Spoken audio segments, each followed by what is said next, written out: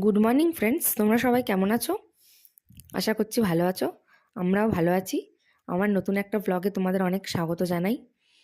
দেখো, সকাল সকাল উঠে পড়েছি। সকালের দৃশ্যটা তোমাদের একটু শেয়ার করলাম। তারপর ঝটপট করে রান্নাটা বসিয়ে দিলাম।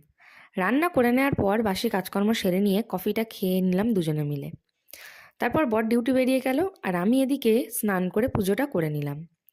যেহেতু আজ বৃহস্পতিবার, তাই পুজোটা করতে একটু বেশি টাইম লাগে। তোমাদেরও কি এমন হয়? কমেন্টে জানিও কিন্তু। তারপর নিচে এসে টিফিন খেয়ে নিলাম।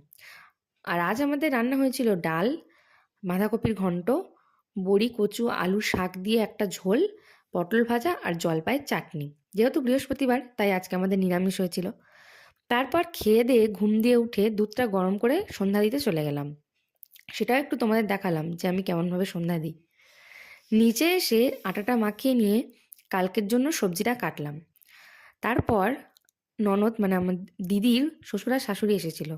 তাদের সাথে একটু কথাবার্তা বলতে বলতে বর চলে এলো ডিউটি থেকে। আমিও তাই চাটা বানিয়ে নিয়ে খেয়ে নিলাম সবাই মিলে।